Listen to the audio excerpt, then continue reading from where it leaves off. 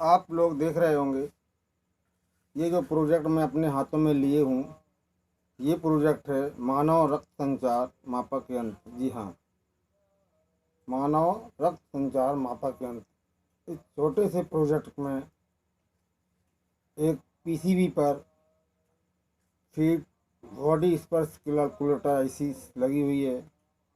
Output के लिए एक ट्रांजिस्टर्स का प्रयोग किया गया है, जो रिस्पॉन्स के लिए एक फैन के द्वारा अटैच किया गया है। इस प्रोजेक्ट का मेन पर्पज ये होता है कि जो सेंसर्स कॉन्स लगे हुए हैं, यानी कि जो दो सेंसर लगे हुए हैं, इन सेंसर पर जैसे ही एक फिंगर और दूसरी फिंगर को रखा जाता है और हमारे फ़ैन की स्पीड रूटीन में आ जाती है और हमें ये ज्ञात हो जाता है कि बॉडी में जो रक्त है, जो ब्लड रेगुलेशन है, जो ब्लड संचार है, रक्त संचार है, वो एक नियमित स्पीड से यानी रफ्तार से बॉडी में संचार कर रहा है या नहीं है। जी हाँ, अचंभे की बात तो यह है कि मात्र स्पर्श से हम ऐसे कैसे कैलकुलेट कर लेते हैं कि यह रक्त संचार हमारी बॉडी में सामान्य रूप से चल रहा है या नहीं चल रहा है।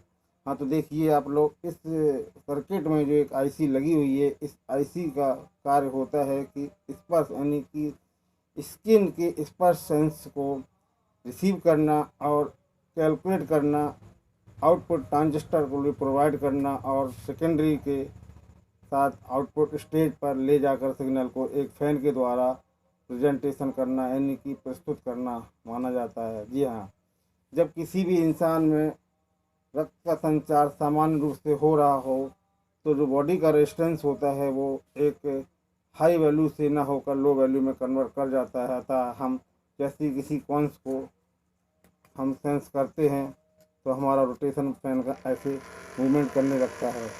मूवमेंट करने के साथ साथ हमारा स्पीड फैन का उसी रोटेशन से चलने लगता है। तो हम ये मान लेते हैं कि हमारे बॉडी का जो रक्त संचार है, बॉडी में जो खून बह रहा है नलियों में, ये सामान्य रूप से इसकी गति सही है।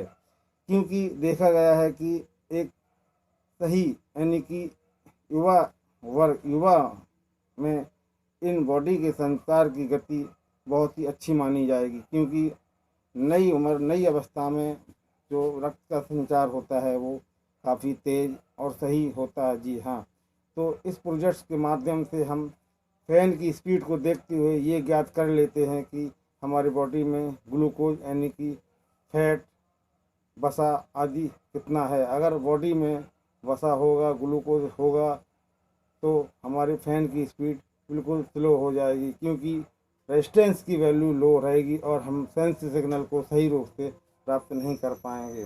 अतः इस प्रोजेक्ट के माध्यम से हम यह भी जानकारी कर लेते हैं कि बॉडी में डायबिटीज़ की मात्रा कितनी है। जैसे प्रोजेक्ट के एक कॉन को हम इस प्रकार टच करते हैं और दूसरे प्रोजेक्ट को हम ऐसे टच करते हैं तो हमारा रोटेशन एक पूर्ण हो जाता है और हमारा मूव फैन का स्पीड में आ जाता है।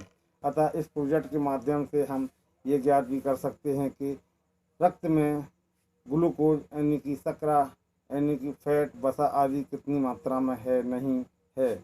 इस प्रोजेक्ट का मेन मकसद रक्त संचार मापक यंत्र के रूप में प्रस्तुत करना माना गया है। मैं गोपाल तिवारी, प्रोजेक्ट सर, नमस्कार।